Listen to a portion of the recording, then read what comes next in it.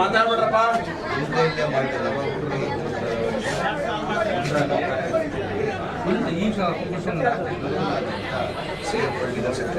Shriram sir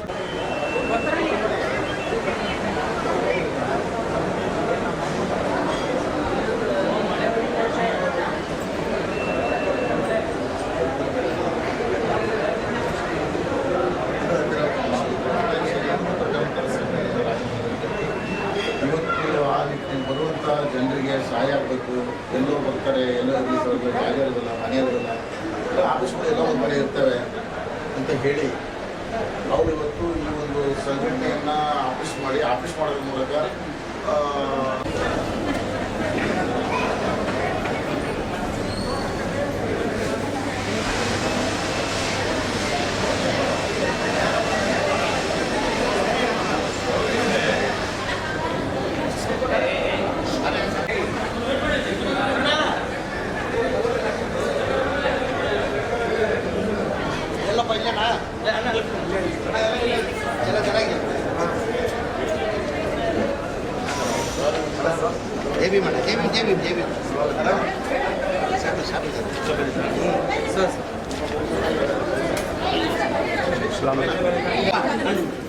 ಕೊಡಪ್ಪ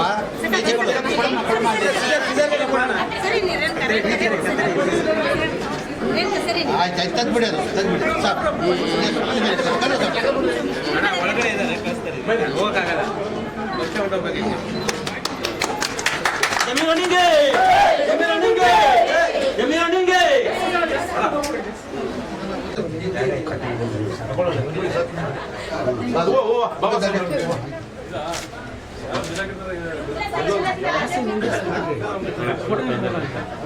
ಜೈ ಭೀಮ್ ಜೈ ಭೀಮ್ ಜೈ ಭೀಮ್ ಜೈ ಭೀಮ್ ಜೈ ಭೀಮ್ ಜೈ ಭೀಮ್ ಜೈ ಭೀಮ್ ಜೈ ಭೀಮ್ ಜೈ ಭೀಮ್ ಎಲ್ಲರೂ ಹೋಗ್ರಿ. ಬಮ್ಮ ಬಮ್ಮ ಮುಂದೆ ಬನ್ನಿ.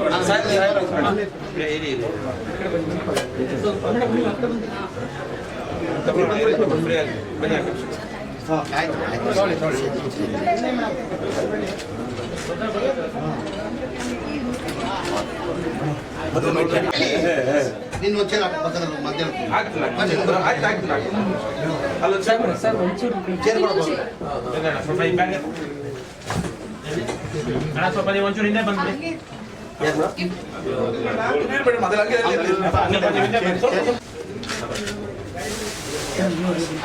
ಅಣ್ಣ ಒಂದು ನಿಮಿಷ ಅಣ್ಣ. ಏನಣ್ಣ ಇಲ್ಲ ಅಣ್ಣ, ಅಲ್ಲೇ ಆಗ್ತದೆ. ಇದು ಆಯ್ತು ಜೈ ಭೀಮ್.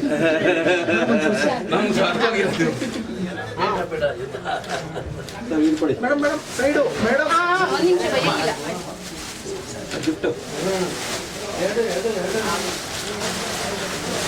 ಇಬ್ರದ್ದು ಸೇರಿಸಿ ಆಗ್ತದೆ ಬಾಣ. ನೀನು ಸಾಗರ ನೀವು ಈ ಕಡೆ ಬಂದ್ಬಿಡಿ ಸರ್. ಇಬ್ರು ಬಂದ್ರಿ. ಆಯ್ತು ಸರ್ ಆ ಕಡೆ ದಾರಿ ಬಿಟ್ಟು ಬನ್ನಿ. ಬನ್ನಿ ಹೋಗಿ ಮೇಡಮ್. ಸರ್ ನೀವು ಹಿಂದೆ ಹೋಗಿ ತಡಿ ಹಾಕ್ಕೊಳ್ಳಿ. ಹಾಂ ಈ ಮೊಬೈಲ್ ಮೇಲೆ ಒಂದು ನಿಮಿಷ ಕೈಯಿಂದ ತೆಗಿಬೇಕು.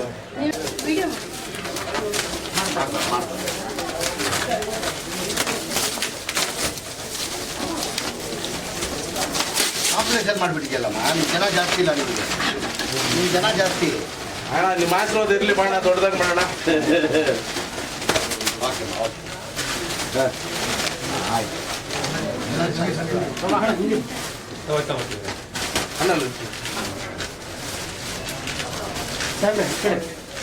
ಜೈ ಭೀಮ.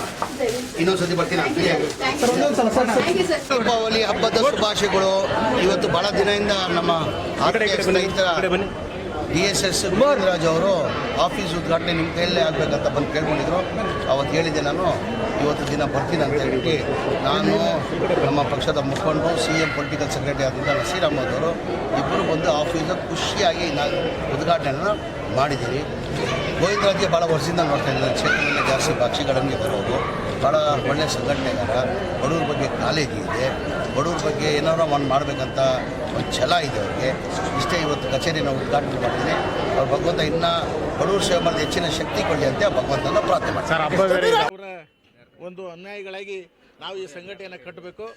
ಜಿಲ್ಲೆಯಲ್ಲಿರುವಂಥ ಏನು ದಲಿತ ವರ್ಗದ ಜನಾಂಗ ಇವತ್ತೇನು ಕಟ್ಟೆಕಡೆ ಜನಾಂಗ ಇದ್ದು ಶೋಷಣೆಗೆ ಒಳಗಾಗಿರ್ತಕ್ಕಂಥ ಈ ಜನಾಂಗಕ್ಕೆ ನಾವೇನಾದ್ರು ಒಂದು ರಾಜಕೀಯವಾಗಿ, ಶೈಕ್ಷಣಿಕವಾಗಿ, ಸಾಮಾಜಿಕವಾಗಿ ಯಾವುದೇ ಅಹಿತಕರ ಘಟನೆಗಳು ನಡೆದಲ್ಲಿ ಅಥವಾ ದೌರ್ಜನ್ಯ ನಡೆದಲ್ಲಿ ಇಂಥವರಿಗೆ ನಮ್ಮ ದಮನಿತ ಸೇನಾ ಸಮಿತಿಯಿಂದ ಒಂದು ಒಳ್ಳೆಯ ಹೋರಾಟವನ್ನು ಮಾಡೋದ್ರ ಮೂಲಕ ಅವರಿಗೆ ನ್ಯಾಯ ಕೊಡಿಸಬೇಕು, ಅವರಿಗೆ ಕಣ್ಣೀರು ಒರೆಸುವಂಥ ಕೆಲಸವನ್ನು ಮಾಡಬೇಕು. ಮತ್ತು ಒಳ ಮೀಸಲಾತಿ ಏನು ಹೋರಾಟ ಈಗಾಗಲೇ ಜಾರಿಗೆ ಬಂದಿದೆ, 6% ನಮಗಾಗಿ ಏನು ಇವತ್ತು ಕೊಟ್ಟಿದ್ದಾರೆ. ಇದರ ವಿಚಾರವಾಗಿ ಏನು ಇವತ್ತು ಬೇರೆ ಥರದ ಸಚಿವರು ಇವತ್ತು ಹುನ್ನಾರವನ್ನು ಮಾಡ್ತಾ ಇದ್ದಾರೆ. ಆ ನಿಟ್ಟಿನಲ್ಲಿ ಕೂಡ ಇವತ್ತು ಈ ಒಂದು ದಮನಿತ ಸೇನೆಯ ಸಮಿತಿ ಇವತ್ತಿಗೆ ಹೋರಾಟ ಮಾಡಿ ಯಾವತ್ತು ಏನು ಇವತ್ತು ಸದಾ ಇವತ್ತು ಸದಾಶಿವ ಯಥಾವತ್ ವರದಿಯ ಆಧಾರದ ಮೇಲೆ ಏನು ಕೊಟ್ಟಿದ್ದಾರೆ, ಜನಸಂಖ್ಯೆ ಆಧಾರದ ಮೇಲೆ ಅವರಿಗೆ ಸಂಪೂರ್ಣ ನಾವು ಈ ಒಂದು ದಮನಿತ ಸೇನಾ ಸಮಿತಿಯ ಪರವಾಗಿ ಹೋರಾಟ ಮಾಡಿ ನ್ಯಾಯವನ್ನು ಕೊಡಿಸ್ಬೇಕಂತಕ್ಕಂಥ ನಿಟ್ಟಿನಲ್ಲಿ ಹೋರಾಟವನ್ನು ಮಾಡಿ ಹಾವೇರಿ ಜಿಲ್ಲೆಯಲ್ಲಿ ಅವು ಕೂಡ ಒಂದು ಪ್ರೆಸ್ ಮೀಟ್ ಮಾಡೋದ್ರ ಮೂಲಕ ನಮ್ಮ ಏನು ಕಟ್ಟೆಕಡೆ ಜನಾಂಗ ಎಲ್ಲಿ ನೊಂದಿದ್ರು ಆ ಜನಾಂಗದ ಕೇರಿಗೆ ಅವರೇ ಬಂದು ಸ್ವತಃ ಭೇಟಿ ಕೊಟ್ಟಾಗ ನಾವು ಕೂಡ ಈ ಒಂದು ದಮನಿತ ಸೇನೆಯ ಸಂಘಟನೆಯ ಒಬ್ಬ ಕಾರ್ಯಕರ್ತನಾಗಿ ಯಾಕೆ ಸೇವೆಯನ್ನು ಮಾಡಬಾರ್ದು ಅಂತಕ್ಕಂಥ ಮನೋಭಾವನೆ ಭಾವನೆ ಇಟ್ಟುಕೊಂಡು ಇವತ್ತು ನಾವು ಈ ಬೆಂಗಳೂರಿಗೆ ಬಂದ್ವಿ. ಇವರ ಆಫೀಸನ್ನು ಈ ಮಟ್ಟದಲ್ಲಿ ಉದ್ಘಾಟನೆ ಮಾಡೋದು ಅಂತ ನಮ್ಗೆ ಗೊತ್ತಿರಲಿಲ್ಲ. ಇವತ್ತು ಬಂದ ಮೇಲೆ ಗೊತ್ತಾಯಿತು. ಜಮೀರ್ ಅಹಮದ್ ಸಾಹೇಬರು ಬರ್ತಾರೆ, ನೀವು ಬನ್ನಿ ಅಂತ ಕರೆದಾಗ ನಮ್ಮ ಹಾವೇರಿ ಜಿಲ್ಲೆಯಲ್ಲಿ ಸುಮಾರು ಒಂದು 4-5 ತಾಲೂಕಿನಿಂದ ನಾವು 10 ಜನ ಇಲ್ಲಿಗೆ ಬಂದಿದ್ದೇವೆ. ಬಂದು ಇವತ್ತು ಈ ಕಾರ್ಯಕ್ರಮವನ್ನು ಸಾಹೇಬರು ಉದ್ಘಾಟನೆ ಮಾಡೋದ್ರ ಬಗ್ಗೆ ತುಂಬ ಖುಷಿ ತಂದಿದೆ. ಮುಂದಿನ ದಿನಮಾನಗಳಲ್ಲಿ ಕೂಡ ಈ ಸಂಘಟನೆಯ ಶಕ್ತಿ ದೊಡ್ಡ ಬಲವಾಗಿ ಬೆಳೀಲಿ. ಇದಕ್ಕೆ ನಾವು ಕೂಡ ಬೆಂಬಲವನ್ನು ಅವರಿಗೆ ಸೂಚಿಸುವ ಮೂಲಕ ಸಂಘಟನೆ ಒಂದು ದೊಡ್ಡ ಶಕ್ತಿ ಹೊರಗೆ ಹೊಮ್ಮಲಿ ಅಂತ ಹೇಳಿ ನಾವು ಕೂಡ ಹಾರೈಸ್ತಾ ಇವತ್ತಿನ ದಿವಸ ನನ್ನನ್ನು ಇವತ್ತು ಕರೆಸಿ ಈ ಒಂದು ಆಫೀಸ್ಗೆ ಪ್ರಚಾರ ಸಮಿತಿಯ ರಾಜ್ಯಾಧ್ಯಕ್ಷನಾಗಿ ದಮನಿತ ಸೇನಾ ಸಮಿತಿಯಲ್ಲಿ ನನ್ನನ್ನು ಕೂಡ ಒಬ್ಬ ಕಾರ್ಯಕರ್ತನಾಗಿ ಅಧ್ಯಕ್ಷನಾಗಿ ಮಾಡಿದರು. ಅವರಿಗೆ ನಾನು ಅನಂತ ನಮಸ್ಕಾರಗಳನ್ನು ಸಲ್ಲಿಸ್ತಾ, ನಿಮಗೂ ಕೂಡ ಮಾಧ್ಯಮ ಮಿತ್ರರಿಗೂ ಕೂಡ ಇವತ್ತಿಂದ ಏನು ಇಲ್ಲಿ ಬಂದಿದ್ದೀರಿ, ಇದು ನಿರಂತರವಾಗಿ ನಮ್ಮ ಸಂಘಟನೆಯ ಬಗ್ಗೆ ಮಾಡ್ತಕ್ಕಂಥ ಹೋರಾಟದ ಪ್ರತಿಫಲವಾಗಿ ತಾವೆಲ್ಲರೂ ಕೂಡ ಒಂದು ಆಶೀರ್ವಾದವನ್ನು ಮಾಡಿ ಈ ಸಂಘಟನೆಗೆ ಒಂದು ದೊಡ್ಡ ಹೆಸರನ್ನು ತಂದುಕೊಳ್ಳಿಕ್ಕೆ ಮಾಧ್ಯಮನೇ ಬಹಳ ಮುಖ್ಯವಾದಂಥದ್ದು. ನೀವೆಲ್ಲರೂ ಇದೇ ಥರ ಸಹಕಾರ ಮಾಡಬೇಕಂತ ತಮ್ಮೆಲ್ಲರಿಗೂ ನಮ್ಮ ದಮನಿತ ಸೇಪರಾಗಿ ವಿನಂತಿ ಮಾಡ್ಕೊಳ್ತಾರೆ. ಎಲ್ಲ ಶಾಖೆ ಹಾವೇರಿ ಜಿಲ್ಲೆಯಲ್ಲಿ ನಮಗೇನು ಜವಾಬ್ದಾರಿಯನ್ನು ಕೊಟ್ಟಿದ್ದಾರೆ. ಈಗಾಗಲೇ ಅವ್ರು ಮಾಡಿದ್ದನ್ನು ಬಿಟ್ಟು ನಮ್ಮ ಹಾವೇರಿ ಜಿಲ್ಲೆ ಬರುವಂಥ 8 ತಾಲೂಕು ಬರ್ತವೆ. 8 ತಾಲೂಕಲ್ಲಿ ಈಗಾಗಲೇ 3 ತಾಲೂಕು 4 ತಾಲೂಕು ಮಾಡಿದ್ದೀವಿ. ಉಳಿದಂಥ ಎಲ್ಲ ತಾಲೂಕನ್ನು ಕೂಡ ಪ್ರಾಮಾಣಿಕವಾಗಿ, ಯಾಕೆಂದರೆ ಅನೇಕ ಇವತ್ತು ರಾಜ್ಯದಲ್ಲಿ ಹಲವಾರು ಸಂಘಟನೆಗಳು ಬೀದಿಗೊಂದೊಂದು ತಾಲೂಕಿಗೊಂದು ಹಳ್ಳಿಗೆ ಹತ್ತಿದ್ದಾಗಿದ್ದಾವೆ. ಕೆಲವೊಂದು ಗೊತ್ತಿದೆ, ಅದ್ರ ಬಗ್ಗೆ ನಿಮಗೆ ನಾ ಹೆಚ್ಚು ಹೇಳೋಂಥದ್ದೆಲ್ಲ. ನಶಿಸಿ ಹೋಗಿರ್ತಾಗ ಎಷ್ಟೋ ಸಂಘಟನೆಗಳಿದ್ದಾವೆ. ತಾವು ವೈಯಕ್ತಿಕ ತಿಮ್ಮಗಳಿಗೆ ಕೂಡ ಮಾಡ್ಕೊಳ್ತಕ್ಕಂಥ ದೊಡ್ಡ ಉದಾಹರಣೆ ಇದೆ. ಆದರೆ ಇವರು ಒಬ್ಬರೇ ಪಾಪ ಯಾವುದೇ ರೀತಿ ಇದು ಇಲ್ಲದೆ, ಸಪೋರ್ಟ್ ಇಲ್ಲದೆ, ಅದಕ್ಕೆ ಯಾವುದೇ ರೀತಿಯ ಹಣಕ್ಕೆ ಮತ್ತೊಂದಕ್ಕೆ ಅವಶ್ಯಕ ಒಳಗಾಗದೆ ಅವರು ಗಂಡ ಹೆಂಡತಿ ಸಂಪೂರ್ಣ ಇದಕ್ಕೆ ಒತ್ತು ಕೊಟ್ಟು ಇವತ್ತಿನ ಈ ಖರ್ಚು ವೆಚ್ಚ ಇದು 3 ಲಕ್ಷ ರೂಪಾಯಿ ಬಾಡಿಗೆ, 30,000 ರೂಪಾಯಿ ಬಾಡಿಗೆ ಅಂತ 3 ಲಕ್ಷ ಅಡ್ವಾನ್ಸ್ 30,000 ರೂಪಾಯಿ ಇಂಥವನ್ನೆಲ್ಲ ಮಾಡಲಿಕ್ಕೆ ಅದು ಸುಲಭ ಮಾತಲ್ಲ. ಅದಕ್ಕೆ ಅವ್ರು ದೊಡ್ಡ ತ್ಯಾಗ ಮಾಡ್ತಾಯಿದ್ರೆ ಅವರಿಗೆ ನಾವು ಬೆಂಬಲವನ್ನು ಕೊಡಲಿಕ್ಕೆ ಯಾವತ್ತು ಸದಾ ಸಿದ್ಧರಿದ್ದೇವೆ ಅಂತಕ್ಕಂಥ ಮಾತು ಮಾದೇವಪ್ಪ ಮಾಳಮ್ನವರು ಇವತ್ತು ಕರೆಸಿ ನನ್ನನ್ನು ಈ ಒಂದು ದಮನಿತ ಸೇನಾ ಸಮಿತಿಯ ಪ್ರಚಾರ ಸಮಿತಿ